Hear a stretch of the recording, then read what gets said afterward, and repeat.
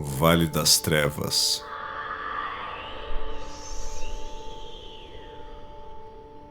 Da ponte pra cá.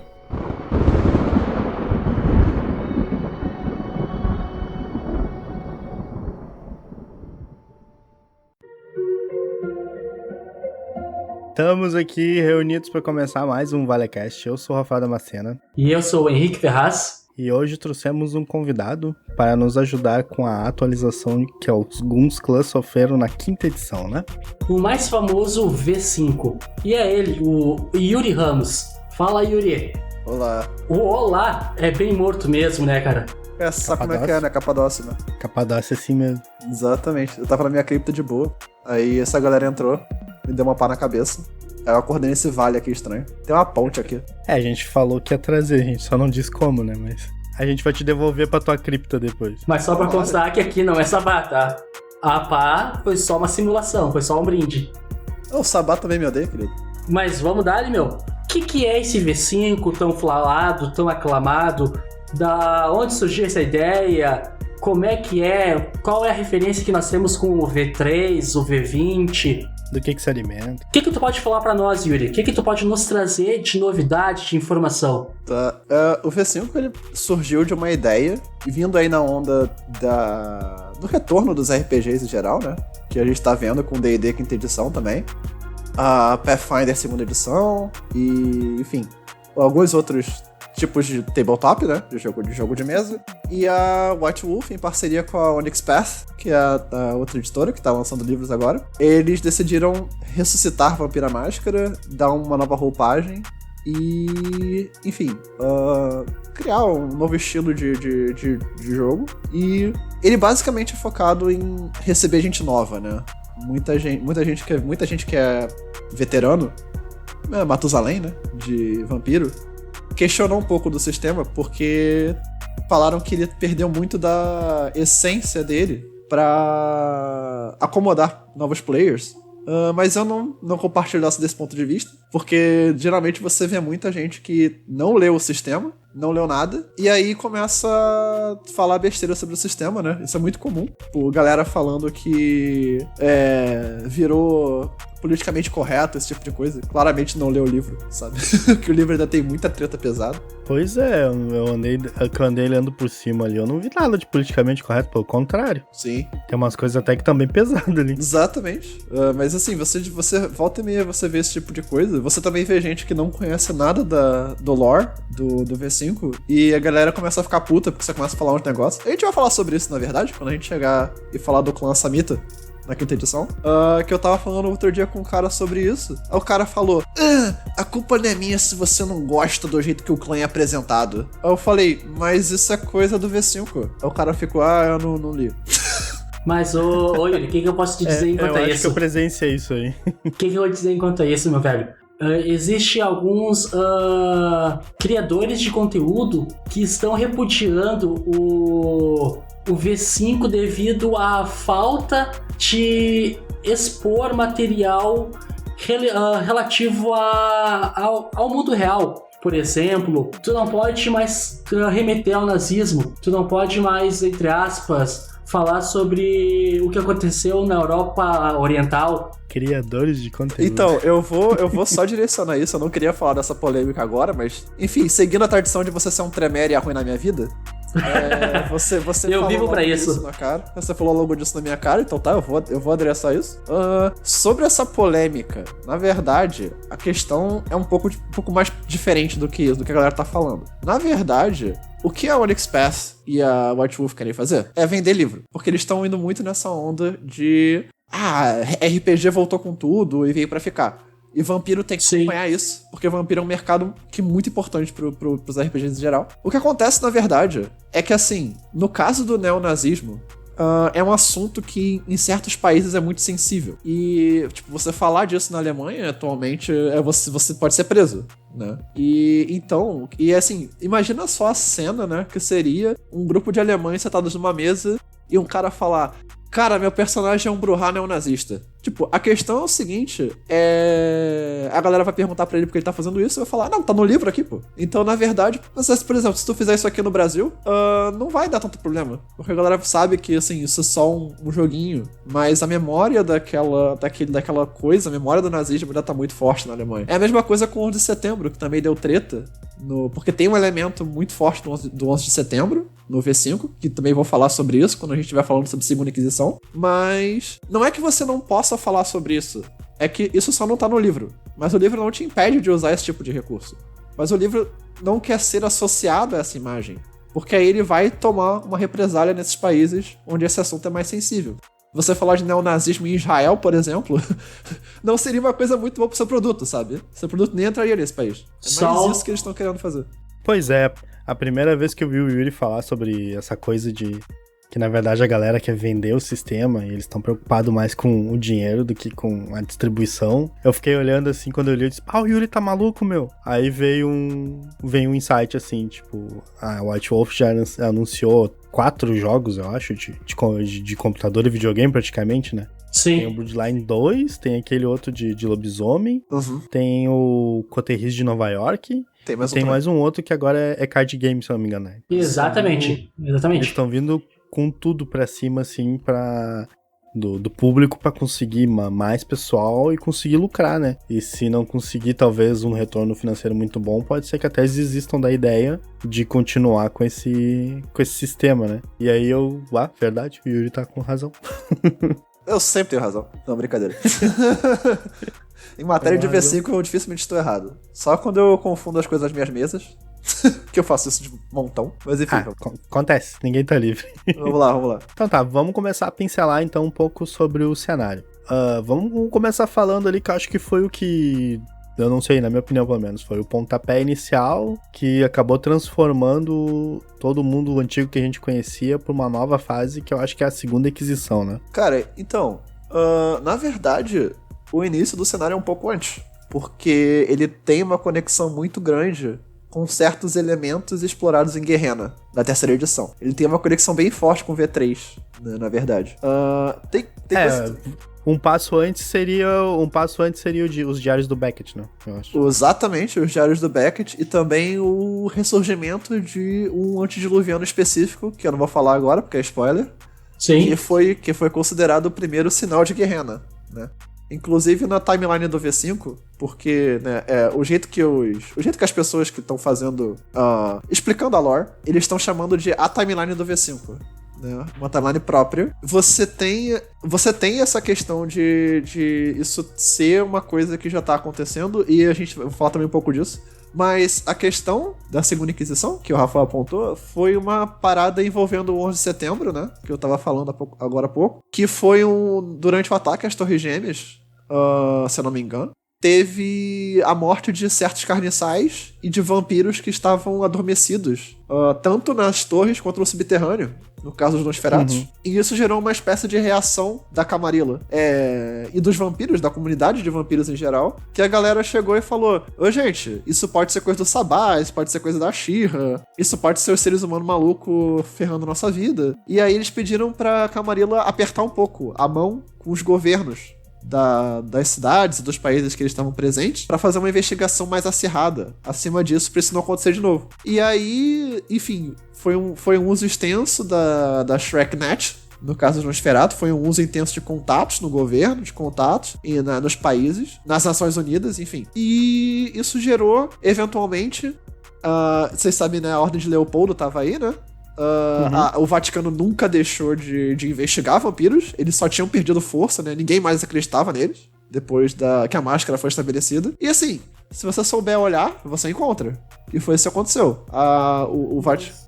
Ô Yuri, eu te pergunto, a ShrekNet no V5 ela ainda funciona? Ela ainda continua? Os Nosferatus... Eu tô chegando lá. Vai, então desculpa ter te cortado. Toca a ficha lá. Não, eu ia falar isso agora. Assim, Tá, o só Vaticano... aproveitar que o Rick te interrompeu, então, Tá, porque eu tava tá. esperando pra falar isso. Só avisa pro público aí o que é a She-Ra, pro pessoal saber o que é. Exatamente. Eu também ia falar disso depois, mas a She-Ra é essencialmente a contraparte da Camarilla no Oriente Médio, e ao invés deles seguirem uma noção ocidentalizada de política, como é no caso da Camarilla, uma noção europeia de política, é uma política um tanto quanto liberal, na verdade, ela segue os ensinamentos do Islã, seguindo o Alcorão. De acordo com o V5, né, isso eu tô falando mais do V5, os vampiros da She-Ra são altamente disciplinados, em comparação com os da Camarilla. Tanto que, se eu não me engano, não existe movimento anarquista no Oriente Médio. Deve existir, mas deve ser muito pouco forte. Se eu não me engano, os clãs, eles têm muita semelhança entre eles, né? Do lado ocidental com o europeu ali. E eu acho que eles trocam alguns nomes, né? Alguns nomes têm... Sim. Alguns clãs têm nomes... seriam o quê? Arábicos. Na verdade, o nome no V5, né? O nome Assamita é um derivativo europeu. E, na verdade, é um nome pejorativo. Porque envolve assassino, né? E o clã dos Assamitas não se via como assassinos, se via como juízes, feiticeiros, guerreiros, enfim. E o nome que eles usam no V5 é o nome que eles usavam na She-Ra, que é Banu Hakim, ou as crianças de Hakim. Mas continuando na parada do Vaticano... Enfim, Toca a ficha. O Vaticano, a Inquisição, né? Eventualmente conseguiu identificar esses focos de vampiros, né? E eles falaram, olha só, os caras estavam aí o tempo todo e se deram de bandeja de prata pra gente. Então o Vaticano abordou isso com o governo dos países, né? E isso eventualmente se tornou o Projeto Primeira Luz, eu acho, que é o nome, First Light, se eu não me engano. E que foi a influência do Vaticano em certas organizações de inteligência dos países, como o FBI, como a CIA, o MI6 na Inglaterra, a Polícia Secreta de certos países árabes também. Isso foi um esforço criado para terem divisões especializadas ao combate dos vampiros nesses países. E agora, dessa vez, o Vaticano tinha provas, né? Então eles podiam convencer certos setores desses países, que eram setores mais supersticiosos, a apoiar eles. O que, quando isso rolou, teve uma reação muito brutal à comunidade de vampiros, e isso inclusive levou à queda da Shreknet. Na timeline do V5, a Shreknet não existe mais como uma rede interligada de informação dos Nosferatu. Isso também está envolvido com o fato de que mais e mais ataques de Nictocus foram observados recentemente, talvez porque o absimilar, o antediluviano dos Nosferatu esteja próximo de acordar, então os Nictocus estão se tornando mais ativos. Tá, mas eu te pergunto, esse ataque dos Nictocus foram visualizados, tá? Pelos próprios Nosferatus ou pela cidade de Leopoldo? Na verdade, não se tem muita informação dos ataques em termos de testemunha, mas os Nosferatu previamente a destruição da Shreknet, santuários inteiros de Nosferatu estavam perdendo contato. E quando isso acontece, a primeira suspeita é sempre os Nictocus, né? Sim, justo. Mas isso é só uma teoria, sabe? Não tem nada escrito sobre isso, até porque os Nictocus só foram mencionados uma vez e esse nome nem foi usado. No livro da base, os Nosferatu falam que eles sempre tiveram medo dos ancestrais deles, né? Então, é uma pequena dica, né? Mas a Shrek... Podem ter sido humanos também, né? Podem ter, mas assim, isso foi antes de descobrirem, né? Que eles estavam... Tá. Antes de descobrir. Eu achei que isso tinha sido depois. Não, foi antes deles perderem a Shreknet, eles já estavam perdendo contato com certos santuários. Beleza, então dá pra dizer que de certa forma a máscara falhou, então. Cara, então, é muito difícil saber agora. Eu diria que não, porque se forem os Nictocus, não foi bem a máscara que falhou, sabe? Foi uma treta entre vampiros. Necessariamente a máscara foi mantida.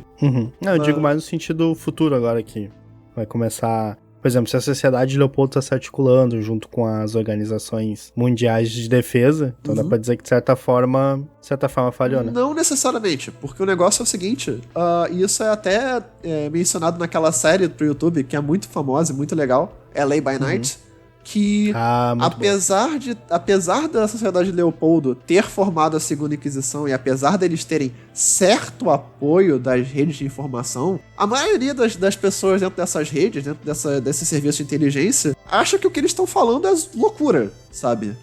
Não acha que de fato vampiros existem. Então até aí você consegue ter uma manutenção da máscara. Na verdade, é só a galera mais radical, a galera da fé verdadeira, que realmente acredita, uma galera que teve algum tipo de episódio onde eles viram, de fato, uma coisa que não tinha explicação racional, só essa galera mesmo que tá envolvida nisso. Até porque é muito difícil você, há mais de 500 anos, acreditar que isso é superstição e chegar uma galera que claramente é um radical religioso do Vaticano e falar, tá vendo? Era tudo verdade. Tipo, não vai ser tão simples assim. O ser humano não acredita tão fácil assim nas coisas, né? Mas aí, uma coisa sobre o Shreknet, ela ainda existe em bolsos. Ou seja, em cidades da Camarilla e dos anarquistas, ainda existem certas partes da Shreknet. Ela foi apenas quebrada, mas ela ainda existe em partes. O que, obviamente, traz a possibilidade dos Nosferatu ressuscitarem a Shreknet no futuro. Interessante. Aí, continuando, isso gerou o principal conflito entre as seitas, Camarilla e anarquista.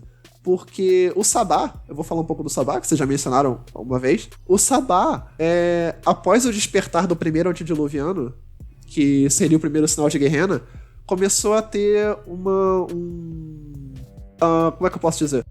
Uma espécie de sensação nos vampiros mais antigos. Os vampiros anciões, os Metusaléns, e vampiros de baixa geração e idade avançada, eles começaram a sentir um desejo de ir para o leste. O desejo de ir para o Oriente Médio. Esse desejo, na verdade, é o chamado, que é o chamado dos antediluvianos. Porque quando esse em específico acordou, ele chamou todas as crianças que estavam perto para a localização dele, para ele conseguir devorar. E assim, é um tipo de ligação psíquica, que é difícil você resistir a isso. Tem alguns que conseguem. Por exemplo, o Strauss, o Maximilian Strauss, um Tremere, um Elder Tremere, que é bem poderoso. Tem suspeitas que ele fez algum tipo de ritual de sangue pra conseguir aguentar esse chamado. É muito difícil aguentar esse chamado. E a partir da 9ª geração, você sente ele. Então, você sente seu antediluviano te chamando pra você ser devorado. Quando isso aconteceu, isso foi ruim pra todo mundo.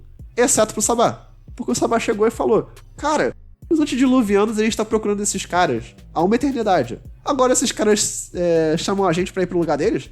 Beleza, vamos tacar fogo neles. E aí o Sabá saiu em massa do Ocidente e foi pro Oriente pra acabar com isso. E agora o Sabá entrou nos territórios da Ashira e começou realmente uma verdadeira jihad, que pode ser o segundo sinal de Gehenna rolando. Quando isso aconteceu, só sobrou a Camarilla e os anarquistas, daqui nos Estados Unidos, no Ocidente em geral. E isso gerou um grande conflito que foi: quem foi o verdadeiro culpado pela descoberta dos vampiros, né?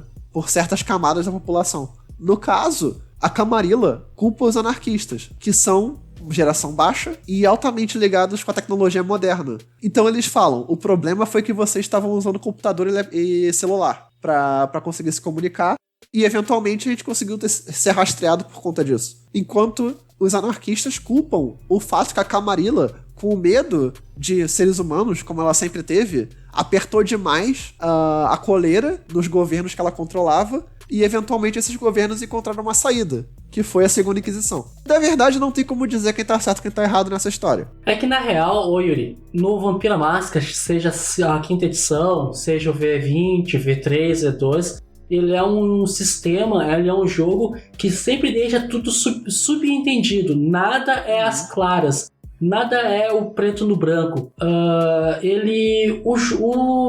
O Vampiro à Máscara sempre tem aquela mística de: será que realmente é isto? Sim. No Vampiro à Máscara existe aquela coisa tipo: será? Ou foi mesmo? Exatamente. Então aquilo que a Camarilla pregava de que antediluvianos não existiram caiu por terra, então. Não necessariamente. Porque a Camarilla veja bem. Se eles sempre disseram que os antediluvianos eram um mito. Sim, mas vamos... E agora começou a ter a manifestação desses caras aparecendo, principalmente a Semana dos Pesadelos. Sim, mas o negócio é o seguinte, a Convenção dos Espinhos lá atrás... Eu digo assim, ó, caiu, mas não tipo, meu Deus, agora caiu geral, mas começou a ruir o alicerce, vamos dizer assim. Sim, mas o negócio é o seguinte, na Convenção dos Espinhos lá atrás, todo mundo do ciclo interno, todo mundo dos fundadores da Camarilla, sabiam que os antediluvianos existiam. Cara, o Augusto Giovanni tava ali. Ele é um antediluviano. Então a galera sabia. Só que, ou seja, os anciões da Camarilla, o ciclo interno, os Justicares, os Arcontes, os príncipes e os Primogen sabem que os antediluvianos existem. Mas a grande massa de baixa geração não sabe, porque ela não sofre o chamado. Então, na verdade, tá a mesma coisa que antes. Todo mundo sabe que eles existem, mas ninguém fala, sabe? Aham. Mas os anarquistas, de fato, acreditam agora neles. Porque existem vários anarquistas, o Isaac Abrams, por exemplo, que são geração baixa e eles falam, galera, o chamado é real. Então os anarquistas pregam isso. Mas a Camarilla, da mesma forma que antes negava a existência, apesar de nós termos já, na história dos clãs, provas de que os antediluvianos existiram, a Camarilla continua negando. Então, no caso da Semana dos Pesadelos, a Camarilla não falou que foi um antediluviano. Da mesma forma que a Camarilla fala que o Urshug não é filho do Hakim, exatamente. Ele é só um ancião muito poderoso. Eles falaram que foi um vampiro muito velho que acordou e comeu geral, sabe? Até porque a Semana dos Pesadelos foi algo muito isolado naquela região que tava, né? Segundo ali o que eu ando acompanhando ali dos segredos do narrador ali, o Urshug realmente talvez não seja nem um Assamita. Sim, talvez ele seja um Baali. Eu não posso falar esse nome se não aparece, né? Os Baali aparecem aqui. É que nem Besouro Sucro, se falar 3 vezes eles aparecem. Tá. Eu falei uma vez já, me policiei. Eu falei 2, não pode mais. Ninguém mais pode falar. Entendeu? Tá. Mas voltando agora, onde é que eu tava? Então o Sabá foi pra lá e entrou esse conflito. E uma coisa que é interessante, enquanto nas outras edições a guerra entre... Quer dizer, não guerra, o conflito entre Camarilla e Anarquia era meio que uma guerra fria, que de vez em quando esquentava nas outras edições. No caso da quinta edição, cara, a guerra é bem quente, na verdade. Tipo, em poucas cidades você tem uma espécie de convivência entre a Anarquia e a Camarilla, justamente porque a Camarilla se tornou altamente repressiva e retrógrada em termos de tecnologia, né? Inclusive, tem um ritual Tremere, que é a Pedra de Sangue, que é um rastreador, né? Você bota ela em alguém, você sabe onde é que a pessoa tá. Enfim, esse ritual tinha se tornado um pouco inútil, porque hoje em dia tu consegue rastrear pelo GPS do celular da pessoa. Sim. Mas agora que a Camarilla baniu o celular, e a Camarilla de fato baniu tecnologia, você tá tendo um ressurgimento desse ritual. É que nem diz aquele velho ditado, né, o Yuri? Quem tem medo, né? Exatamente. Quem tem medo. Se uma vez eles já foram pegos por causa da tecnologia, então por que nós vamos continuar usando tecnologia para ser pegos novamente? É como um bom Tremere, você apoia a Camarilla, né, seu nojento? Apoio. Coloca a bandeirinha assim, levanta a bandeirinha, full Camarilla. Pois é, né? É que provavelmente eles mudaram. É que antes o método de comportamento era... existem anarquistas? Beleza, deixa os anarquistas aí, que uma hora eles vão cansar e vão voltar pra Camarilla. Uhum. Acho que pelo que deu pra notar agora, eles mudaram a postura, né? Tipo, não dá mais pra esperar. Eles estão trazendo muitos problemas que a gente não tá conseguindo lidar. Aí a gente tem que ver duas coisas também. A visão do secto e a visão do clã sobre o movimento. Porque de vez em quando elas são díspares. Atualmente a Camarilla vê os anarquistas como realmente uma praga. Um grupo que tem que ser conquistado a todo custo, porque não existe anarquia na mente da Camarilla. A Camarilla, como um Estado-nação, um Estado internacional de vampiros, não reconhece o movimento anarquista como um movimento de fato que tem a soberania sobre os territórios. Eles acham que eles são vampiros estranhos que estão fugindo das tradições. Então, já que esse movimento não existe, na visão deles, esses vampiros são um bando de pária pra sociedade que tem que ser posto de volta. Porque todo vampiro é membro da Camarilla. Quer ele queira ou não. Querendo ou não. Exato. Querendo ou não, todos os vampiros estão sob as leis da Camarilla. Exatamente. Na visão da Camarilla, claro. Sim, na visão deles, né? Mas... todo mundo no nosso clubinho, na visão dele. Sim. E enquanto isso, os anarquistas têm se tornado bem mais liberais e... Enfim, eles têm se tornado mais hospitaleiros, assim, se eu posso dizer, com certos grupos que antes eles rejeitavam.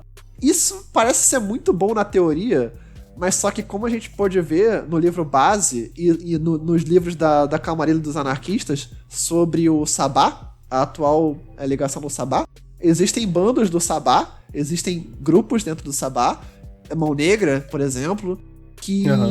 A Mão Sem Sol deve ter sido exterminada, deve ter sido totalmente morta. A Mão Sem Sol deve estar fodida. Mas a Mão Negra e o Sabá, grande parte de quem não tava ouvindo o chamado, né? Grande parte das pessoas que não queriam ser devorado por antediluviano, eles saíram do Sabá e caíram de braços abertos no movimento anarquista. E aí eu falo, cara, isso não parece ser muito bom na minha opinião, porque é o Sabá, né? Pois é, né, cara? Tipo, vamos pra seita dos loucão lá, porque aqui onde a gente tá ruim. E tem também o... Quem é que diz que vai estar melhor na seita deles, né? Tem também o fato que o Sabá falou que nós somos a primeira anarquia. Mas, Rafael, Yuri, vamos sim. colocar pra galera Primeiro grupo aí. de otakus. Vamos colocar pra galera qual é a diferença, tá? Dos anarquistas no V3 para os anarquistas no V5. Eu acho que a galera pode ter um pouquinho de conflito nesta nova atualização. Uhum. Ok. Não, a mudança mais gritante que eu acho é que a anarquia nas edições anteriores era vista como de fato uma seita, né? Era uma seita que era contra a Camarilla. Pelo jeito que eles estão puxando no V5, parece que a anarquia é muito mais um movimento, que é mais uma filosofia de vida do que uma seita propriamente dita. Então, assim, qualquer pessoa que seja contra as tradições se encaixa como um anarquista. Só que isso não necessariamente significa que são todos uma seita organizada que vão fazer frente à Camarilla. A gente pode ver, inclusive, que, na verdade, os anarquistas são bem desunidos e eles só se unem de fato quando a Camarilla de fato aparece presente na cidade e começa a cobrar, né? Tipo, vocês vão entrar ou não? Aí você tem vários barões que se unem, né? Pra conseguir fazer frente à Camarilla, porque eles não conseguiriam sozinhos. Essa talvez seja a principal vantagem da Camarilla com os anarquistas na quinta edição.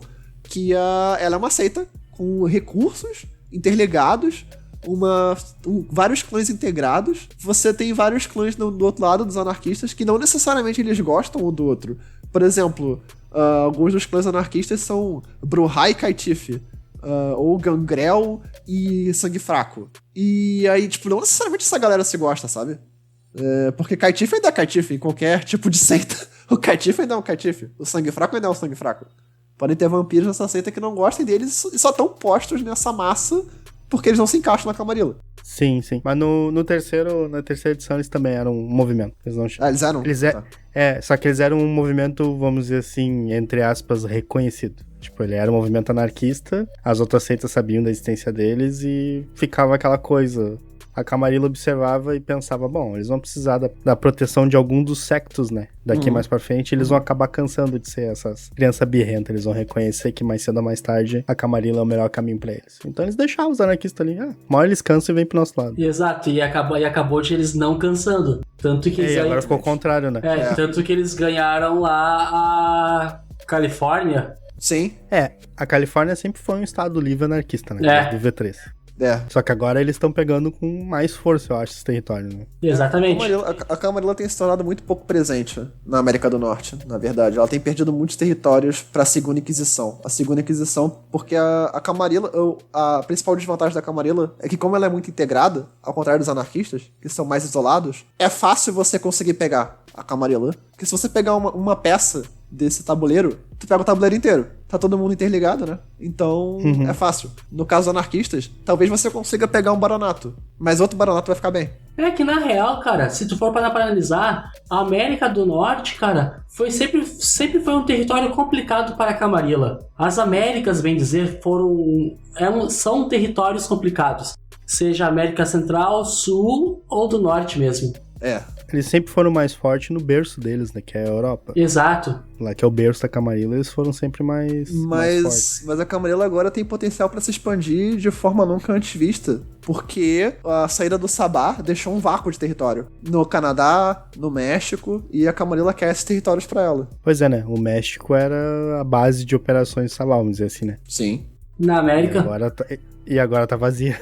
O Canadá também, tinha o Templo dos Sussurros, que vocês mencionaram também. Ah, sim. E lá no Canadá. Lá em Montreal. Montreal. Inclusive uma das minhas mesas de V5 fala sobre o processo da Camarilla de tentar tomar o Canadá. Legal, bacana. E deu errado. Mas enfim, acontece. Acontece, né? Não é o ideal, mas acontece. Mas vamos falar sobre os clãs, então? Tá. Ah, só um pouquinho, peraí. Tá, a gente falou da Camarilla. Falamos da Camarilla. Falando como é que a Camarilla tá agora, na quinta edição. A Camarilla teve uma mudança bem brutal. Tá, a gente não falou. A Camarilla tem 7 pilares, representados por 7 clãs que faziam parte da seita. Só que várias coisas aconteceram, e a gente vai falar sobre essas coisas porque elas realmente envolvem o clã e não a seita, mas que teve um impacto grande na seita.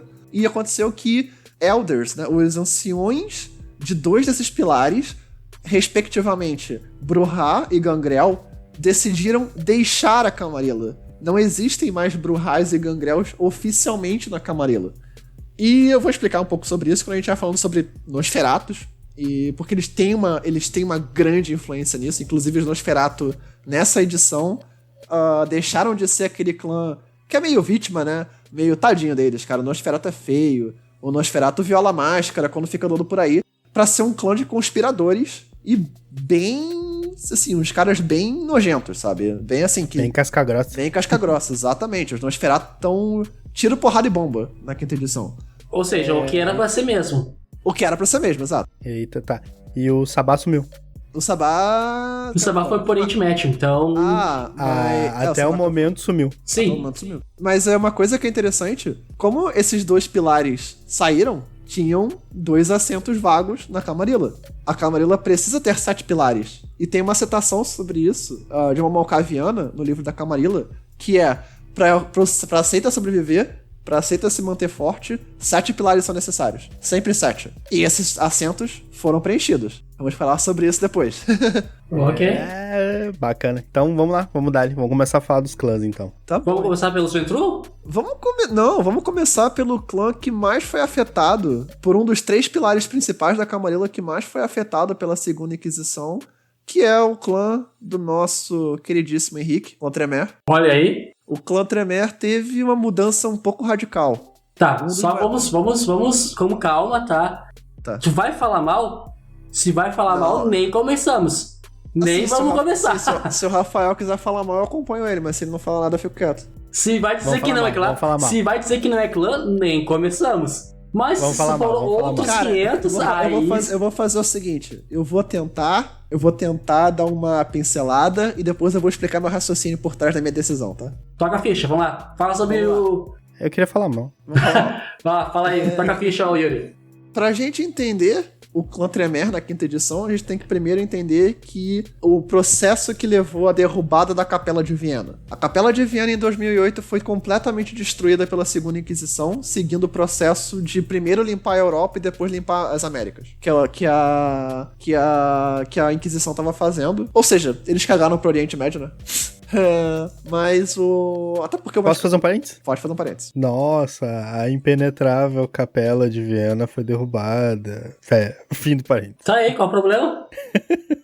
Fim do parênteses. O Ward de cu é rola, né? Brincadeira. Cara, tudo matematicamente planejado, cara. Toca a ficha, Yuri.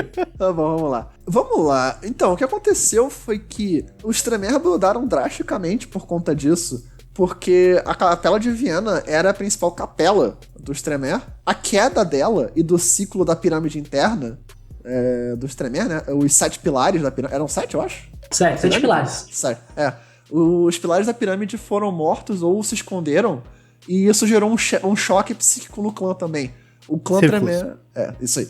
O clã Tremere, ele hoje em dia é um clã quebrado. Ele é um clã que se dividiu e se deteriorou a várias casas, né? Não existe mais uma unidade do clã, porque o laço de sangue da pirâmide, o laço de senhor e cria e das posições na hierarquia da pirâmide foi rompido com a destruição de Viena.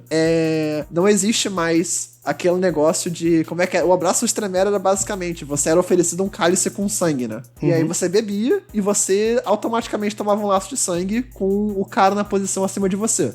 Aí o cara na posição acima de você tinha um laço de sangue automático quando foi abraçado com o cara na posição acima dele. E assim por diante até o último nível da pirâmide. Uma pergunta, Yuri. Assim que a Capela Viena foi destruída, a Capela Seores, com ele, foi também destruído os anciões? Isso é um mistério. Talvez alguns sim, talvez alguns não. Bom, bem-vindo à Vampira Máscara. Sim. Tá, mas algum dos 7 caiu ou não? E foi essa a Cara, pergunta. assim, essa é o grande mistério, porque pro laço de sangue entre a hierarquia ter sido destruído, podem acontecer várias coisas. Porque pro laço desaparecer, tudo que era necessário era alguém numa posição maior do que você morrer. O laço quebrava automaticamente. Então, se foi, por exemplo, se só pegaram a gente da terceira camada da pirâmide, todo mundo que tá abaixo foi libertado. Se pegaram um ancião, todo mundo foi libertado, que tava abaixo dele. Essa é a questão. Então é muito difícil Agora saber. eu preciso da consultoria do Henrique. Esse ritual da transmutação do 7 lá. Transmutação, acho que é transmutação. Sim, transmutação do 7. Isso, ele funcionava porque tinha dentro de Seores lá uma espécie de, vou chamar de caldeirão de pedra, mas não era bem isso, né? Tá, taca a ficha. Vamos lá. Que era onde os caras botavam o sangue lá, né, pra fazer o ritual valer, né? O ritual, tá, o transmutação do 7, qualquer Tremere que possuísse o ritual, ele poderia fazer. Esse sangue, ele se transformaria no sangue dos 7 anciões, tá? Não podendo utilizar, eu vou pegar esse sangue e vou utilizar para um ritual contra o 7, não. Ele era somente um sangue para transformar carniçais. Carniçais não. Perdão. Para transformar o vínculo maior entre os membros do clã. Tá, sim, né? Tu fazia um círculo, tu dava um passo no Sim, tu dava um passo na evolução do sangue, isso mesmo. Isso, beleza. Tá, mas ele funcionava porque tinha uma traquitana lá dentro da capela, não era? Exatamente. Vai ver, provavelmente essa traquitana foi destruída. Também é difícil saber, porque existem várias relíquias dos Tremere que estão espalhadas por Viena, e na verdade as 4 casas dos Tremere, que é a nova divisão do clã, estão fazendo uma corrida pra ver quem pega mais relíquias. A casa Tremere, que mantém a pirâmide, acredita que se ela conseguir recuperar as relíquias, ela vai conseguir impor a hierarquia da pirâmide de novo. Tá, e eu faço uma outra pergunta, Yuri. Tu falou que a Casa Tremere, tá? Ela possuía várias relíquias. O que no V20 também é fato que o clã possuía inúmeras relíquias. Algumas dessas relíquias eram inicialmente possuídas pela tradição hermética Ordem de Hermes, tá? Que o clã Tremere roubou, se apoderou dessas relíquias. Então havia guerra entre o clã e a tradição. Sim. No V5, existe esse crossover? Os magos ainda não foram mencionados no V5. Os magos não foram mencionados? Assim, eu tenho todos os livros publicados, até agora eu não vi nada referente aos magos. Mas talvez tenha no futuro. Perfeito. Provavelmente vai vir depois, né? Porque agora recém eles estão fazendo lobisomem, né? Provavelmente quando eles falarem sobre a Queda de Londres, né, que é o próximo livro da Onyx Path, eles mencionem alguma coisa referente aos magos. Beleza, toca a ficha aí então. Vamos lá. Então o que aconteceu foi que, né, o clã foi dividido em casas. Essas casas são 4 casas e cada uma, na verdade, não é correto considerar elas linhagens, né? Porque tem muita gente que tava falando que são 4 linhagens dos Tremere, mas elas não são, tipo, um clã dentro de um clã. Na verdade, elas são caracterizadas por divisões ideológicas, enfim, de como ser um Tremere, né? Casa. Sempre teve casas, até no V3 tinha as casas Tremere, e cada uma tinha um objetivo, cada uma tinha uma metodologia. Exato. Não é a mesma coisa. Bom, então... Só que com menos casos agora, porque antigamente o número era bem maior. Sim, mas 7, eu acho 7, 8 casas. Eu acho que a principal mudança... Peraí, se vocês estiverem falando daquele negócio de, tipo, que tinha uma casa que era infernalista, tinha uma casa que era de necromancia, esse tipo de coisa. Hornet Society. Então, mas eles ainda estavam dentro da hierarquia da pirâmide, certo? Sim, estavam dentro do clã, mas... Não, é que as casas dos Tremere que existiam antes, elas não eram necessariamente uma divisão do clã. Eu via mais como diferentes especializações do clã. Sim, era mais ou menos isso. Porque ela não era divisões, tá, do clã. E sim, como tu bem falou, são vampiros especializados naquela área, naquela arte. Então tu se dispunha a ser membro daquela casa. Tá, mas aí que tem o pulo do gato, né? Tava todo mundo unido por causa do ritual de união Da do clã. pirâmide. Exato, exatamente. Agora que caiu o ritual, cada um faz o que eles querem. Sim, Então, Quero já o que eles faziam. essa é a principal questão, é que a hierarquia da pirâmide... Vamos começar falando da Casa Tremere pra falar um pouco da pirâmide, como tá agora no V5. Ela é considerada a última casa responsável por manter a tradição da pirâmide. Ou seja, a pirâmide se tornou uma tradição. Ela não é ela era tangível, né? Ela era uma coisa de fato. Você tinha a pirâmide e você não podia sair da pirâmide. A menos que você fosse abraçado fora dela. Por alguém que conseguiu quebrar o vínculo. Então... Você tinha, tipo assim, se você foi abraçado por um cara e ele dentro da pirâmide, tinha todo o processo, né? Você primeiro era revelado a natureza do clã, você era trazido pra... Você estudava com os Tremere antes de você ser abraçado, né? Agora, tipo, não existe mais essa questão da maldição, do ritual da pirâmide. Ela é só mais uma hierarquia, como qualquer outra hierarquia. Normal. A Casa Tremere se considera o último bastião das antigas tradições criadas pelo antediluviano. Eles têm uma rígida estrutura de clã e eles só abraçam aqueles com mentes brilhantes e algum tipo de conhecimento do oculto. Então, se você for excepcional em alguma área, você é um candidato a ser abraçado pelos Tremere. Se você não é excepcional em alguma coisa, você é inútil. O que era realmente o início do clã, né, cara? Sim. A Casa Tremere, ela é uma adepta fiel aos ensinamentos e tradições da Camarilla e com certeza ela pretende manter as leis da seita. Acima de tudo, eles têm muitos privilégios dentro da seita, né? E então eles não querem perder isso, ainda mais agora que o clã tá totalmente dividido. Então a Casa Tremere ainda mantém o papel de ser conselheira do oculto, dos príncipes Ventrus e toreadores, de ajudar na administração, de ser um dos 3 pilares importantes da Camarilla, e eles desprezam o movimento anarquista. Eles seguem algumas tradições antigas do clã, como numerologia, por exemplo, que era uma coisa bem presente na Era das Trevas, eu acho, no clã Tremere. E isso pode ser visto porque eles ainda mantêm o Conselho dos 7, criado pelo próprio Tremere, no início da casa. Tá, agora já que tu falou pelo próprio Tremere, vem a pergunta. E aquela baixaria entre Salot e Tremere? Ele virou um verme, cara, foi mal. Continua no V5? Ele virou um verme, Henrique. Henrique, ele virou um verme. O acidente foi há 15 anos atrás, Henrique. Tem que deixar ele embora. Velho, e como é que ficou?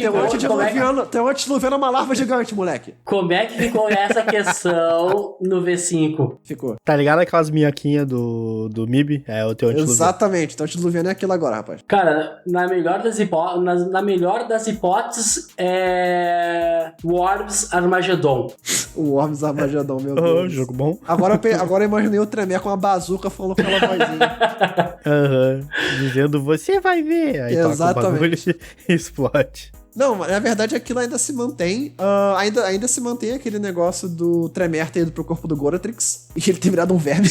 Cara, você tá reclamando. O corpo dele virou um verme. Você tá reclamando de barriga cheia, meu antediluviano me prendeu num vulcão, caralho. Cada um com seus problemas, velho. Que mas ele tá dando banda agora no corpo do Goratrix. Agora fica, né? O que será que ele vai fazer? Pelo que eu tenho lido também da casa Goratrix, parece que eles seguem aquela ideia que o Goratrix morreu e ressuscitou, né? Que foi justamente quando o Tremere tomou controle do corpo dele. Então... Do mal.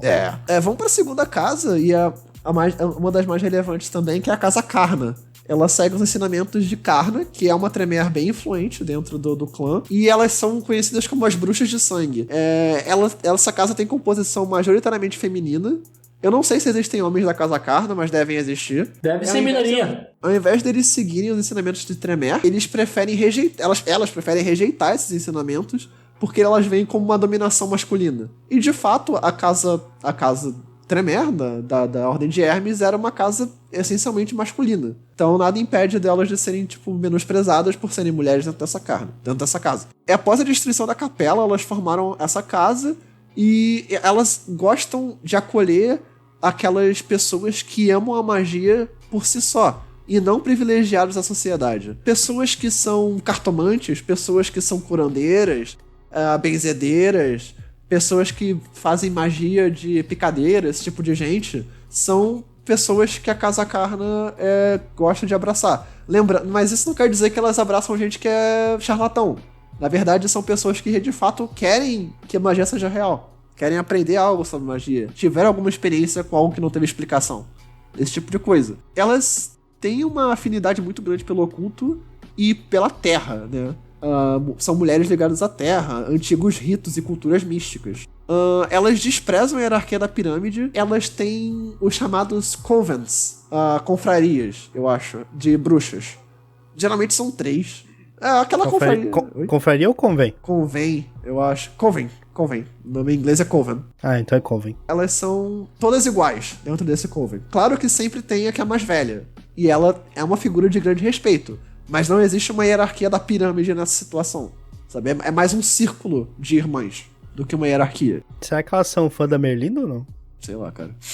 Pois é, meu velho, agora eu fiquei pensando comigo aqui. A Merlinda, ela poderia e deveria ter uma grande participação nessa casa, já que ela é uma das únicas, a única mulher, se não me engano, entre os sete fundadores do clã. Pois é, pode ser que ela tá puxando os fiozinhos dos bastidores, daqui, conforme vai mas se você evoluindo a edição, ela Mas se, você criadora. Mas se você considerar que ela era uma pessoa privilegiada na hierarquia, por que ela iria seguir uma seta que destrói a hierarquia? Sim. Não faz muito sentido, na minha opinião. Enfim, a Casa Karma é da Camarilla, mas ela segue a seita por puro pragmatismo. Ela não tem o menor apego por tradições antigas, mas não acredita que no movimento anarquista elas teriam... seria muito melhor pra ela. Por enquanto, elas são Camarilla. Bacana. Indo pra aquela casa que todo mundo gosta, Casa Goratrix, ela continua existente no V5, apesar de ter muito pouca informação. Eles foram chamados por muito tempo de Tremere Antitribo, né? Sim, exato. Inclusive tinha uma divisão especial, porque a Casa Goratrix nunca se considerou antitribo, né? E de fato, se eles têm o antediluviano ali, eles não têm que se considerar antitribo. Antitribo são os outros. Mas ela não se considerava antitribo, apesar do que existiam Tremere antitribo. Existiam aqueles Tremere que não seguiam nenhuma casa e iam pro Sabá. Então existia uma espécie de divisão entre quem é menos antitribo, né? Dentro do Sabá. Só que hoje em dia não tem como dizer o que é antitribo. Eu acho que o V5 tá até fugindo um pouco dessa definição de antitribo. Porque, de fato, é um pouco difícil definir o que é antitribo no Vampira Mágica. Pois é, né? Agora vem a dúvida. Será que se eles beberem da Valdaria, eles ficam com a marca? Não sei, cara. Tem muito pouco sobre... dúvida. Tem muito pouco sobre Valderri também. Pois, e agora, cara? Como é que fica exatamente, como é que fica essa questão? Já não tem o Sabá... os anarquistas estão no movimento. Cara, a Valderri de fato era uma invenção Zimice, né? Não, o que eu digo é em relação aos antitribo mesmo. Cara, então, não foi publicado nada ainda sobre isso, foi mal. Mas, devido ao fato do clã Zimice ter meio que sumido da existência, eu acho que tá sendo muito difícil você ter Valderri atualmente. Sim.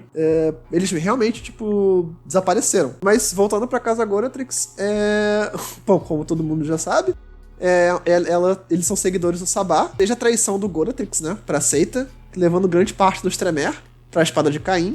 O Goratrix, ele possui certas divergências com a principal casa do clã, dentre elas o Conselho dos 6 ao invés dos 7, pra parodiar a numerologia do clã, que era uma crença que eles consideravam ridícula, né? Eles possuem uma estrutura meio jesuítica entre senhor e criança, podem ser considerados uns religiosos esquisitos, mas a fé deles é no conhecimento, né? Qualquer preço deve ser pago em nome do conhecimento, qualquer consequência nunca é muito grande pelo custo-benefício de mais poder, enfim.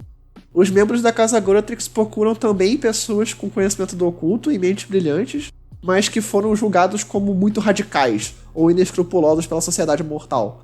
Inclusive, eu vou citar uma passagem interessante sobre o V5 no livro base. Tem uma reunião entre as 3 principais casas, a Casa Karna, a Casa Tremere e a Casa Goratrix, e o representante da Casa Tremere fala que o sangue falou pra eles que eles não podem destruir as outras casas. Ou seja, eles são tão Tremere quanto eles. Então ele pergunta como eles fazem pra abraçar. E o representante da Casa Goratrix vira pra ele e fala: a nossa casa ainda procura pessoas brilhantes, inteligentes e com algum conhecimento do oculto. Mas não são limitadas por essa ética que vocês têm. Aí ele: perfeito. E a Casa Karna? A Casa Karna fala: nós queremos magas, bruxas, curandeiras, esse tipo de coisa. E o Tremere, o cara da Casa Tremere, vira pra eu acho que era a própria Karna, pra falar a verdade, tava falando. E ele vira e fala: como é que vocês querem fazer isso com o clã? a gente vai rejeitar o nosso abraço? Como é que pode que a Casa Tremere e a Casa Goratrix são tão similares nessas noites? E aí a Karna vira pra ele e fala, é melhor tu tomar cuidado com isso, porque, né... É o Sabá. Então, ter cuidado, enfim. Ou seja, deu uma própria treta na reunião que não deveria ter dado treta. Exatamente. E agora vamos pra quarta casa, que é a casa que a gente tem menos informação e é a casa mais... que eu tô vendo na minha frente, que é a Casa Ipsíssimos. A única casa Tremere que faz parte do movimento anarquista. Ela é considerada a mais estranha das casas. Ela procura a elevação de espírito e o companheirismo entre os Tremere, que são membros dela. Então, algumas práticas dessa casa são muito exóticas, tipo, praticar rituais um tanto quanto brutais, envolvendo sacrifícios humanos e orgias, tudo pra conseguir uma elevação espiritual, assim. Ela parece gostar muito do jeito hedonista de ser, assim. E é por isso que ela é vista como o principal alvo dos Tremere pela Segunda Inquisição. A Segunda Inquisição... Tipo assim, eles são patinhos pra Segunda Inquisição. A Segunda Inquisição vai lá e bate eles. Pois é, né, cara? Como é que a anarquia aceitou uma casa tão louca da cabeça? Então, aí isso vem daquilo que eu falei, que a anarquia tá sendo mais acolhedora do que ela deveria ser, né? Pois é, tinha que pensar melhor no que eles estão colhendo. Também tem fortes indícios que eles sejam um culto de guerreiro. Assim, bem mais do que a Casa Goratrix. Aí sim, aí te diz muito mais do que... Porque, cara... Pensa, anteriormente, o clã Tremere, ele era o mais organizado dentre os 7 clãs da Camarilla. Sim. Ele possuía membros, tá? Da qual eles tinham que ter uma rígida organização perante o clã e depois perante a Camarilla. Mas de uma hora para outra, junta-se um grupo e toca tudo isso na vala. Sim. Inclusive, na parte que fala sobre eles, no livro dos anarquistas, fala que eles conseguiram sentir... Todo o Tremere conseguiu sentir... Menos o Henrique. Conseguiu sentir na hora... Valeu, obrigado. Conseguiu sentir na hora o choque psíquico de Viana. Mas o Henrique ele é especial. E ele não sentiu. Mas enfim, todo o Tremere conseguiu sentir o choque. E quando eles sentiram... Quando eles sentiram o choque... Cara, eu tenho a ideia que os Ipsíssimos, eles são bem jovens. Sabe? Eles são a base da pirâmide. Porque eles quando eles sentiram o choque psíquico da queda da capela, eles falaram, eita, vocês estão sentindo o laço? A galera, não, ué, bora botar pra fuder! Tipo, sabe? Foi mais ou menos isso que rolou. Eles jogaram tudo pro alto porque eu acho que eles não tinham sido muito bem introduzidos à pirâmide ainda. Entende? Ou eles eram muito jovens. Eles eram aqueles caras que, tipo, depois que o time deles ganhou a Libertadores, eles ficaram bebendo por 3 dias seguidos. Exatamente. Cara, eles são uma casa muito apolítica, assim. Eles não têm qualquer interesse no movimento anarquista. Eles estão mais na anarquia porque eles não querem ser incomodados porque as práticas deles são estranhas. Eles abraçam pessoas de cultos religiosos, satanistas, espíritas e outros que têm uma afinidade quase religiosa pelo oculto e que busquem se elevar através de uma nova existência. Assim, Ou seja, tu tá me dizendo que o clã ficou chato depois disso? Não, tô dizendo que os Ipsíssimos estão estranhos. Agora eu vou falar as minhas notas sobre o clã Tremere. Já que o clã se dividiu em 4 casas, nós podemos dizer que... Vai, toca ficha, fala aí. Tremere não é clã. Cara, quer que eu te dê um chute nessa tua bunda agora ou depois, cara? Minha bunda só tem osso, filho. Não vai dar nada. Não interessa? Faz sentido. E eu tenho agora são 4 casas, não clã. São 4 casas, não são clã. Chupa. Faz sentido. 4 casas que se unem e se tornam um clã. O Megazord, eles vão se montando. Eu vou falar um pouco sobre as mudanças nas disciplinas e na fraqueza do clã. A fraqueza do clã atualmente não é mais que eles são suscetíveis a laço de sangue como era antes. Agora a fraqueza deles é que eles não podem fazer laço de sangue. Por quê? Por causa do choque da capela. Privou eles da habilidade de fazer laço de sangue. Se ferraram. Eles só conseguem fazer laço de sangue agora com... Mortais. Com mortais. E eles precisam dar acho que o dobro ou o triplo dobro de de sangue. pontos de sangue pra conseguir fechar o vínculo de nível 1. Não tem né? ponto de sangue no V5, então eles precisam ter 2 de fome pra conseguir fazer um gol. Ah, verdade, não tem mais ponto de sangue. Mas é melhor a gente não entrar nisso, porque a gente vai ficar aqui até amanhã. Vamos falar do outro clã? Próximo clã? Não, peraí, eu tenho que falar da disciplina, pô. Próximo clã? Se for falar mal do meu clã, assim, abertamente, Não, cara. Eu vou falar da mudança que teve com taumaturgia, porra. Vai lá. Fala aí. Os Tremere ainda têm auspícios, eles ainda têm dominação, mas Dominação. agora taumaturgia se tornou uma disciplina mais genérica chamada feitiçaria de sangue. E não é uma disciplina única dos Tremere agora. Um outro clã, que a gente vai falar depois, tem essa disciplina também. Inclusive, agora os Tremere têm acesso a mais poderes do que eles só tinham sendo quando era uma disciplina única deles de taumaturgia. Ela era uma disciplina única dos Tremere porque tinha uma casa responsável por caçar quem praticava fora do clã. Né? Exato. Exatamente. Agora que nem deve ter mais essa casa, tá liberado. Virou baoba o bagulho. Agora virou a casa da tia Joana, cara. Agora todo mundo pode ter. Não vamos divulgar nossos segredos. Opa, vamos divulgar nossos segredos. Vamos pegar aí, vamos abrir escolas de taumaturgia. Vamos colocar a taumaturgia nos classificados. Nossa senhora. Mas falando em classificada, apesar de a gente estar folgando, muitos dos feiticeiros viraram mercenários. Os Tremere atualmente, eles são Começaram a vender serviço de magia. Sim, todos que deixaram a Camaíla são mais vistos como mercenários do que como outra coisa. Eu tava falando da Casa Carna, tem alguns membros da Casa Carna que estão no movimento anarquista, mas é muito pouco. Essas bruxas vendem os serviços delas, né, pro movimento, através de favores. Então a ideia do mago mercenário é muito presente no V5. Vamos continuar então? Bora? Vamos falar do próximo clã agora. O próximo clã, vamos falar daquele clã que todo mundo gosta, mas ninguém admite. Acabamos de falar deles, cara? Acabamos de falar dos Tremere. Não, eu tô falando do Toreador mesmo. Com o Toreador, vamos lá. Ele ainda é considerado um dos 3 grandes clãs da Camarilla, assim como os Ventru e os Tremere. Eles permanecem esse clã de grande refinamento e apreciação da estética, né? Só que a estética no V5, eu não sei como é que era nas outras edições, porque eu nunca joguei historiador na minha vida, mas a estética no V5 é posta como algo bem subjetivo. Não sei como é que era no resto das edições. E o clã da Rosa, ele tem um grande apreço pela questão sexual no V5. Eu não sei se era assim antes, mas tem um capítulo inteiro do livro dedicado só como é o sexo entre vampiros, né?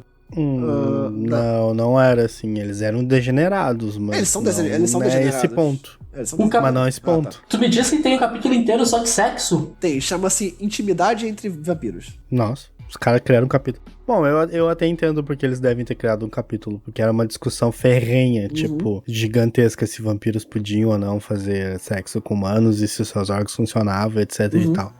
Isso nos antigos fóruns e Orkuts e coisas do gênero, tipo, era coisa que debulhava em cima de 1000 mensagens, 2000 mensagens, e ninguém chegava a um consenso. Mas, ô Yuri, toca a ficha aí, fala mais sobre esse conceito de sexo pós-morte. Isso é... Tá bom, quer que eu fale sobre sexo? Como é que funciona sexo entre vampiros? O sexo entre vampiros funciona de tal forma. Interessou. Agora é mais 18. Não, eu continuava falando dos historiadores. Vocês é que falaram pra falar sobre sexo, caralho. Não, sobre a questão dos historiadores e esse hábito deles. Tá bom, eu vou ceder aos seus desejos sadomasoquistas. Não, vamos lá. Sexo. Mas, ô Yuri, concorda comigo que tem jogadores que procuram isso? Claro, só tem isso, cara. Então, se existe jogador que procura isso, então vamos falar sobre isso. Eu acho acho que é mais válido tu falar do que deixar subentendido. Como funciona sexo entre vampiros? Mais 18. Primeiro de tudo, é deixado bem claro que nada é tão erótico para um vampiro quanto a sensação do beijo. O beijo, que é a mordida, tem um aspecto bem erótico, no caso, né? Menos se você for um Giovanni, porque tu tá fudido. A não ser que a pessoa que tu esteja beijando curta sentir dor. Enfim, vamos lá. Mas, então, pro vampiro, a sensação sexual mais forte possível seria um beijo. Quando 2 vampiros estão fazendo sexo, eles se mordem muito. E isso é bem perigoso, Porque pode rolar um laço de sangue não intencional. Uma Diablé. Não, a Diablera aí realmente o negócio tava muito pesado, né? Na hora do... Mas tem que estar muito... Meu, tem que estar muito desenfreado pra rolar uma Diablera aí, cara. Tem que estar muito desenfreado. Foi assim. Amor, É só escolher a pessoa errada, meu. Amor, eu vou Pega uma Samita ali, já era, brother. Amor, eu vou te dar um chupão. Ui. Diablerizei. É, pega uma Samita ali, pega uma Samita viciadão e Vitae ali, Sim. quando vê, eu falando, deu, pode parar. E aí ele tá grudado em Jamie, eu tô falando, não, para. Ainda sobre esse aspecto do sexo, a narradora do livro da Camarilla, a Victoria Ash, que é uma figura famosa também no universo de Vampira Máscara, ela, todos os clãs que ela vai falar sobre a Camarilla, ela sempre fala assim: ah, eu tive um amante que era desse clã. Ah, eu tive um amante que era desse clã também. Esse aí também. Esse eu não tive ainda, mas eu vou ter só pra completar o portfólio. Então... Nossa. Então tem muito dessa questão sexual, assim... Não tô fazendo juízo de valor nenhum, tá? Mas é só por causa dessa questão sexual presente no clã Toreador, muito presente na quinta edição. Então, uma coisa também, a pergunta importante que fizeram, inclusive, eu tava vendo uma reunião que teve da Paradox, a galera que tá fazendo Bloodlines 2, e a pergunta mais frequente era: vampiros podem gozar? Tá, vamos a resposta curta e grossa. Não. E por que não? Porque o único fluido corporal que existe no corpo de um vampiro é sangue. Não existe nenhum outro fluido corporal no V5. Então... Tá, vamos lá. A não ser que seja sangue fraco, né? Aí não. Aí nem é vampiro, porra. Então, Tá, mas vamos a uma outra pergunta, tá? Fala. O sexo, tá? O ato do sexo se resume a penetração ou apenas o beijo? Ou todo aquele ritual que envolve penetração e tudo mais, ou somente o beijo? É possível um vampiro ou uma vampira sentir... O que foi? Tu vê um treme falando do ato, é bizarro, né? Todo ritual que envolve o negócio. Pra ele não é uma prática, é um ritual. Vem cá, amor, vamos fazer um ritual de sexo. Cara, eu nem sei o que é sexo entre vampiro, meu. Eu tô aqui com meus zumbis, eu tô feliz. Mas enfim, vamos lá. Vai lá, ô Yuri, ignora o que o Rafael falou, tá? E toca a ficha. Vai cortar Ignora. a edição, né? Ignora o que o Não Rafael... vou cortar não, vai ficar isso. Ignora o que o Rafael falou e continua a tua narrativa aí. Hoje eu vou numa balada, eu quero fazer um ritual de sexo. Existe uma seção do livro chamado Os Presentes do Sangue e os Riscos do Sangue também. Um dos presentes do sangue é uma habilidade chamada Blush of Life. Essa habilidade permite ao vampiro, qualquer vampiro de qualquer clã, até agora eu não vi nenhum que tenha alguma fraqueza envolvendo isso, permite a ele poder usar mais órgãos, permite a ele poder botar alguma comida dentro do corpo dele, mas se ele não tiver aquela vantagem, ele vai se ferrar depois, se ele fizer isso. Ele só pode fingir. Essa habilidade permite você transar, sendo vampiro, porque você consegue usar seus órgãos genitais, certo? Então a penetração é completamente possível no V5. Assim como o prazer feminino também é possível com essa habilidade.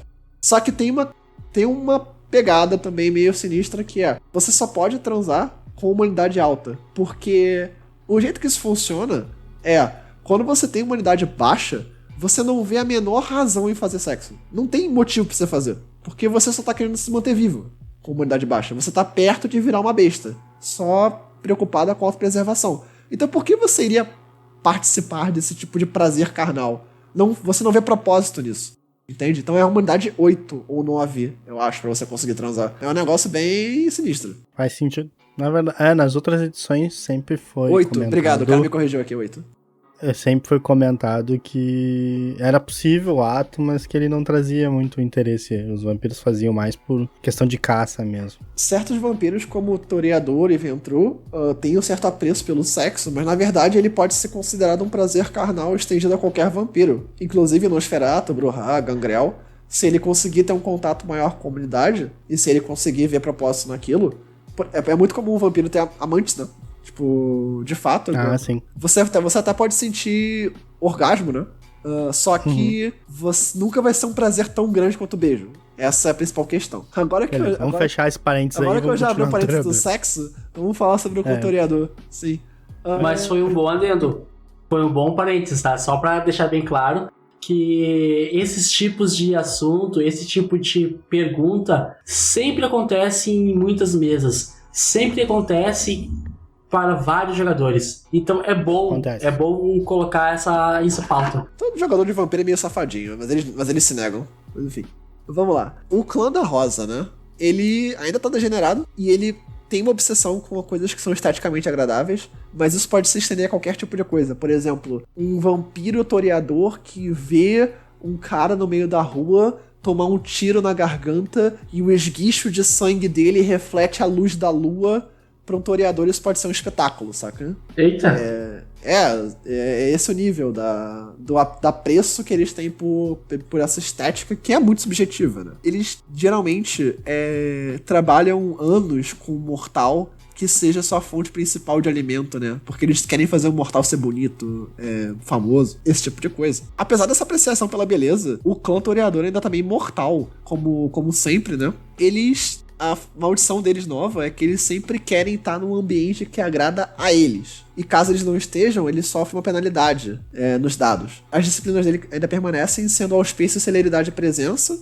Rapidez e presença, perdão. Vamos falar dos toreadores da anarquia. Eles são conhecidos pela alcunha de toreadores abstratos. Esses toreadores do movimento são culturalmente bem diferentes daqueles que são da torre, né? O nome abstrato, na verdade, não é um termo que eles usam para se definir. Eles se chamam de toreadores também. Só que os primos deles, na torre, começaram a chamar eles de abstrato, porque apesar dessa questão da arte ser subjetiva, a Camarilla tem sua própria tradição de arte. O toreador da Camarilla é aquele toreador que gosta de arte renascentista, de pintura, de alta costura, esse tipo de coisa. Ele não vai achar que grafite é arte, ele não vai achar que você pegar tinta e jogar num quadro é arte, mas ele pode achar secretamente, mas ele não pode demonstrar isso por causa da etiqueta. Né? A etiqueta é de refinamento, é de... enfim, uma coisa mais europeia, né? Uma coisa mais retrógrada. Não, toca ficha, continua. Só que os historiadores... mudou então? Eles não são mais tão ligados à arte? Não, eles são ligados à arte. A questão é que dentro da seita da Camarilla, dentro de dessa seita específica, existe uma coisa que as pessoas esperam que você goste, em termos de arte. O Ventrue que tá lá, o príncipe Ventrue que tá lá na torre dele, ele olha pra um quadro que foi pintado pelo Da Vinci, pelo Dali, uma coisa assim, e ele fala pro toreador, olha que quadro bonito, olha que quadro bacana, e o toreador vai virar e falar, achei feio. Tipo, tu vai se ferrar, porque você tá num lugar que te esperam que você concorde com o cara, sabe? Sim. Mas secretamente esse toreador pode gostar de grafite, mano, pode gostar de arte abstrata. Whatever. Justo. Mas ali no público, ele não pode demonstrar isso. É por isso que muitos historiadores saem da Camarilla e procuram o movimento anarquista, pra eles conseguirem seguir a arte que interessa a eles, entende? Aí, geralmente, isso é arte abstrata. Ou isso é uma arte que foge dos padrões de arte. Filmes indie, né?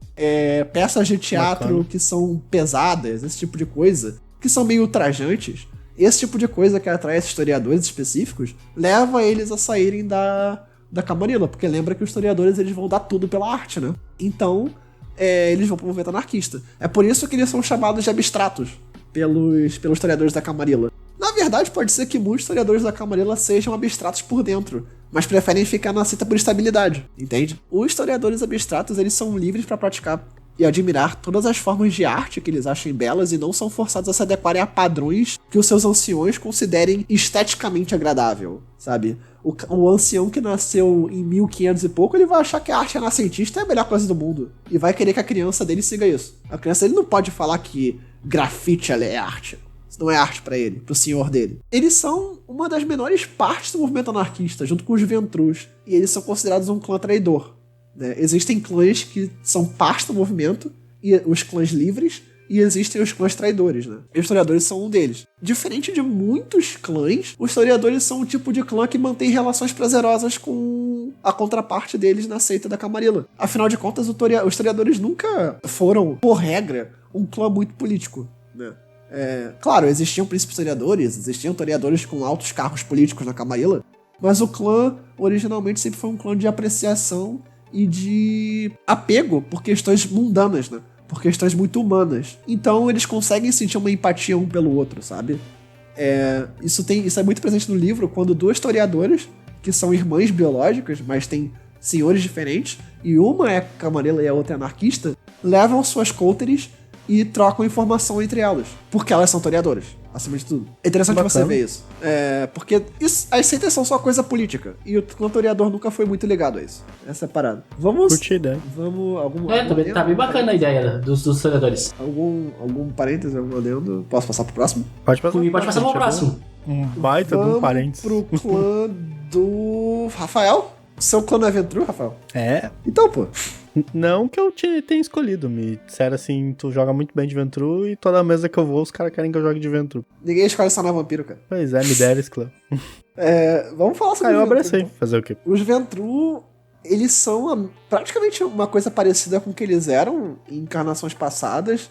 Ainda continuam o clã do cetro, ainda possuem um grande prestígio dentro de qualquer seita, né? Eles procuram de preferência interagir com toreadores e membros do seu próprio clã. Eles abraçam pessoas que são muito ligadas ao setor econômico, atualmente, burgueses, chefes de empresas, esse tipo de coisa, que são pessoas consideradas os líderes da sociedade, né? Políticos de carreira, esse tipo de coisa são candidatos para os Ventrus ainda. Só que, por conta da Segunda Inquisição, o clã ficou muito paranoico, né? Os Ventrus são muito autoritários no V5. Não que eles não fossem antes, mas agora está muito evidente. É que né, antigamente era bem camuflado, né, cara? Eles eram autoritários. Só que eles camuflavam isso. É que a autoridade do clã, ele era mais ou menos assim. Os Ventru, eles gostam, eles tratam os outros vampiros da forma que eles gostariam de ser tratados. Então, por isso que normalmente todo Ventru, ele é muito bem educado, quando ele acaba interagindo com outros vampiros. Não, acho que agora isso não é mais assim, E não. agora, pelo visto, caiu Não, por terra. não, Tipo, não. acabou, agora é nós que mandamos. nessa Tem porra uma toda. frase no trailer do Bloodlines 2 que é: eu não espero que vocês gostem de mim, mas eu demando o seu respeito. E é uma frase dos Ventrus. Faz sentido. Então é muito mais seguindo aquela linha do Príncipe de Maquiavel, né? Que ele falava, entre você ser amado e temido, é muito mais seguro você ser temido. Porque o amor sempre pode acabar. E a violência não acaba. Maquiavel. É basicamente, estão bem maquiavélicos o clã, no V5. Eles ainda têm aquela maldição de se alimentar de mortais cujo sangue não é aquela preferência do paladar deles, né? Eles vomitam sangue se eles fizerem isso. Mas agora a preferência deles é muito mais também peculiar, assim. Como historiadores têm um apreço por uma arte mais liberal, assim, mais estilos de arte, os Ventrus também têm uma gama interessante de sangues que eles podem decidir se alimentar. Por exemplo, pode ter um cara que fala: cara, eu só tomo sangue de criança, eu só tomo sangue de velhinha, eu só tomo sangue de gente negra. Pode ter isso. Pode ter também aquele cara que fala: eu só tomo sangue de gente que tomou tiro uma vez na vida. Sei lá, eu gosto do sangue de ferro, eu gosto do gosto de ferro no sangue da pessoa, sabe? Esse tipo de coisa. Tá, e como é que o jogador vai saber que o maluco tomou tiro uma vez só na vida? Você faz um teste de raciocínio mais alguma coisa pra ver isso. Agora os Ventrus ganharam a habilidade de poder identificar nas pessoas se elas têm os traços necessários ao paladar dele, vamos dizer assim. Pode ter um Ventru que fala: cara, eu só quero me alimentar de veterano de guerra. Aquela galera que perdeu o braço, perdeu perna, tá ligado? Eu gosto daquilo. Tá, e vem cá, ô Yuri, uma pergunta que eu te faço. Por que o símbolo mudou? Quer dizer, foi Cetro. agregado, o cetro. Por que o cetro? cetro foi agregado à coroa? O cetro Não, é o cetro e a espada. Coroa não. Peraí, Sim, coroa exato. é La Sombra. Exato, por que foi agregado cetro e a espada. a espada no cetro? A espada e o cetro são símbolos da realeza. Geralmente, a realeza que descende do Império Romano, né? A realeza da Inglaterra, a Rainha Elizabeth foi coroada segurando um cetro, né? Tem esse apego pelo cetro. O cetro é o símbolo dos reis, né? E a espada também. O rei detém a violência e detém a liderança do povo. A espada e o cetro, né? Não sei se está correto, mas o cetro tem a ver com esse aspecto da realeza, que está muito mais presente na quinta edição do que estava antes. Eles não são mais aqueles... eles não são mais déspotas esclarecidos, que nem eles eram antigamente. Agora eles são... E, sinceramente, achei bem isso aí. Poderia continuar somente com o cetro. Não, pera. Mas o que foi adicionado? Foi o cetro ou foi a espada? A espada? Tô falando do cetro. Não, Não, eu tô falando da espada. O motivo foi mal, desculpa. Então eu entendi errado. O motivo pelo qual a espada foi adicionada, então, porque eles detêm o poder da violência, né? Porque, como eu falei, o clã tá paranoico agora. E o clã tá muito nessa questão de guerrear, sabe? Se você Sim. não concorda com a minha liderança, eu vou te matar. Justo, justíssimo. É por isso que a espada foi adicionada. Tá, mas não tinha um lance que agora eles conseguem, através de muita força de vontade, tomar um sangue fora do Sim. paladar deles? Sim, eles conseguem sim. se eles gastarem um de força de vontade. Ou fazerem um teste de força de vontade, agora eu esqueci exatamente. Mas eles conseguem sim, só que é bem difícil, sabe? E pode dar errado. Eu acho que ele faz um teste de força de vontade. Aí se ele fizer um teste de força de vontade e falhar o teste, ele vomita sangue e ele não ganha nada de fome. Pelo menos dá pra tentar forçar, né, em casos extremos. Sim, mas depende também da proximidade daquela coisa com o teu gosto do paladar. Porque se o cara falar, eu quero tomar o sangue... Eu tomo sangue de homens de negócio. E aí tem uma mulher de negócios. Aí você, obviamente, a dificuldade da força de vontade vai ser menor. Porque ainda é uma coisa muito parecida com o que você toma. Aí, mas por exemplo, eu tomo sangue de homens de negócio. Tem um mendigo na rua? Meu irmão, assim, vai dar ruim. Dá pra tentar, mas a dificuldade vai ser bem alta. Exatamente. Embaçado, mas dá pra tentar.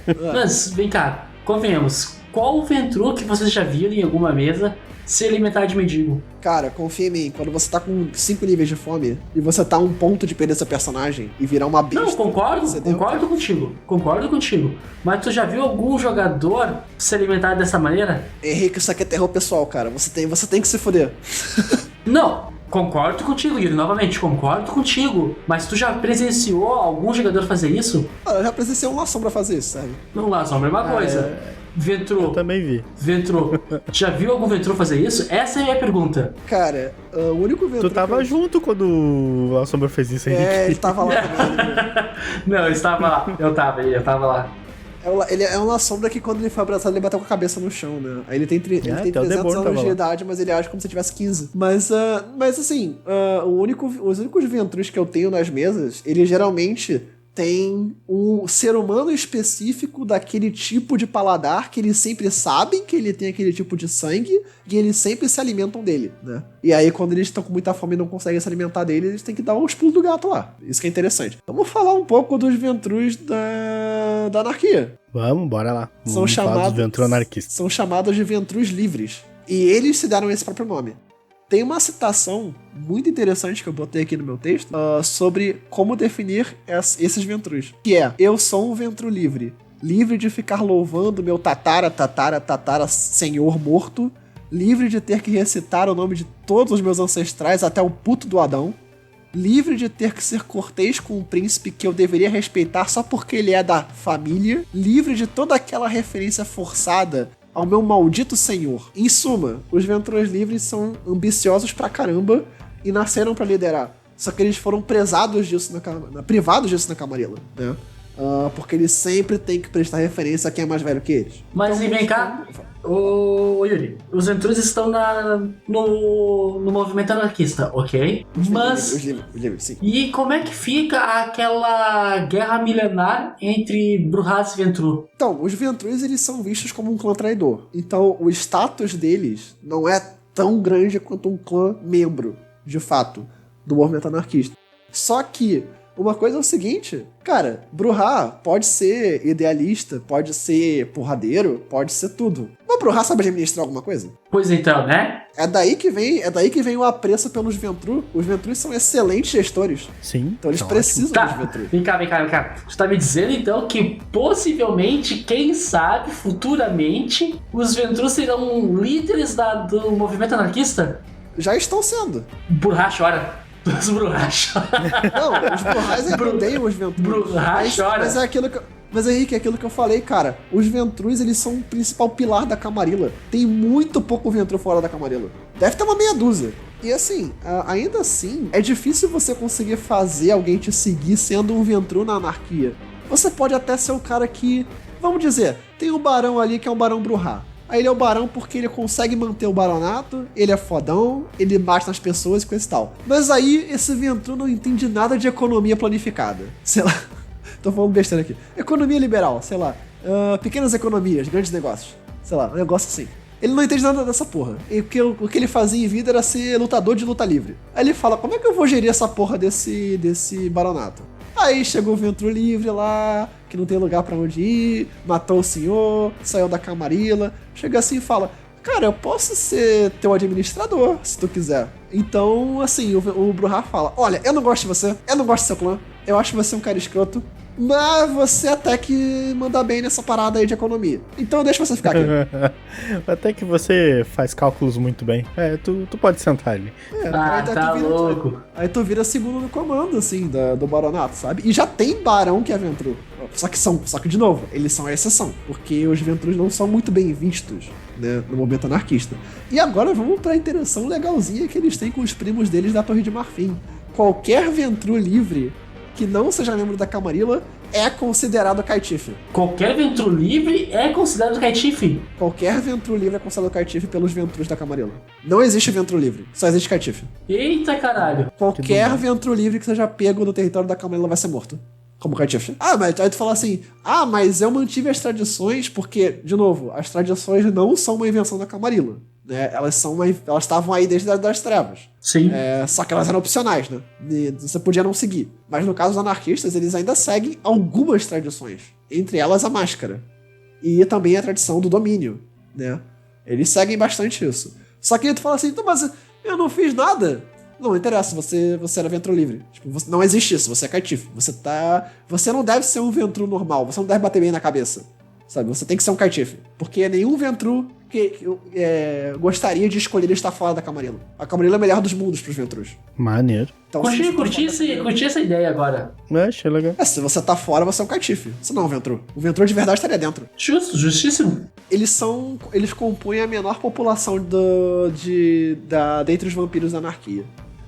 E as disciplinas deles continuam sendo fortitude, dominação e presença. E vamos parar por aqui, nesse episódio? Vamos parar por aqui então, gurizada. Pessoal, Yuri, o que você achou aí desse episódio, de gravar com a gente? Eu gostaria de ter mencionado alguns clãs que vocês já mencionaram nos podcasts, mas não deu pra chegar neles ainda.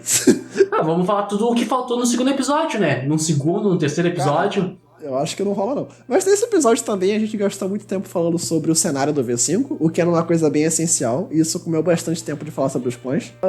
Mas é importante que as pessoas saibam que tá diferente, né? Isso que eu acho legal. Sim, sim. Sem falar que assim, ó. Fala, Rafael. A gente tinha que abordar das seitas, né? Não podia deixar de falar. Não podia. Sim, não. E outra que a gente tem muito conteúdo pra falar de V5, cara. Quando tu quiser chegar, retornar e falar sobre V5, a ponte vai estar sempre aberta pra ti, cara. Você tá falando isso, mas na verdade você vai me manter aqui preso, né? Tu não vai embora. A gente vai te acorrentar ali agora. Tu vai ser empalado e tal. Tu vai se manter cativo aqui conosco, né? Só pra te deixar informado. Mas quando eu terminar o segundo episódio, eu passo pra casa? Pode, claro. Obrigado. Será entregue tá rolando na sua um negócio aí com o meu clã no V5, que legal. A gente tá voltando e eu tenho uma reunião de família pra ir, com uma galera aí. Gostaria de deixar algum recado, Yuri? Nunca pensei que eu iria em rede nacional falar sobre sexo entre vampiros. Só isso mesmo. Gostaria de deixar algum recado, Rafael? Claro, vamos lá. Vocês podem nos encontrar nas mídias sociais no Facebook como Vale das Trevas, no Twitter como @Vale das Trevas e no Instagram. Também pode nos encontrar no nosso espacinho na internet chamado com o endereço www.valedastrevas.com.br. Deixa pra nós lá alguns comentários sobre o episódio, o que estão achando e tal, pra gente poder ter o que receber esse feedback do pessoal, né, pra poder fazer a análise de melhor. Eu gostaria de deixar um recado também.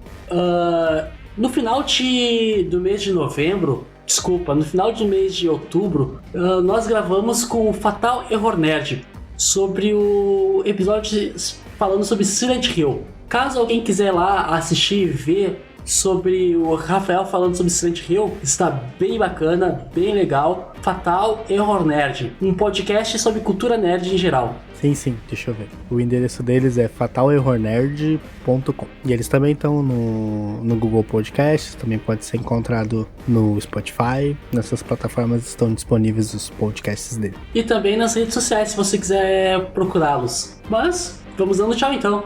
É isso aí, chegamos ao final. Eu sou o Rafael Damasceno e um abraço pra todos. E Yuri? Tchau. Bom, aqui é o Henrique Ferrazzi fechando a ponte e deixando acorrentado o morto. Não. Empalado e cativo. Abraço e até logo. Falou. Caraca, tá caindo um negócio aí em algum lugar. Sejam bem-vindos ao Vale das Trevas, aqui é o Rafael Damasceno. Não. Essa é boa. Agora eu vou mudar a entrada. Não, Logo que tu falou, eu vou mudar a entrada. não faz isso não. Vamos começar esse Valecast sem entrada porque o Yuri tava zombando. Não vai ter para. entrada. Não, faz a entrada, depois corta na edição. Não tem entrada. Não! Eita, corta tudo de novo, corta tudo aí, vamos dar ele novamente aí, cara. É pra tirar a gravação e gravar de novo. Louco, meu. Tomara que te diablerizem um dia, meu. Porque olha... Pera aí que eu tenho que fazer um negócio. Só um segundo. Tá bom. Agora fica aquela musiquinha de elevador. Não. Agora fica a música do Beethoven. Elevador. Essa aí é muito chata. Voltei, desculpa aí o lapso, foi mal. Só um momento, senhor. Era horrível aquilo.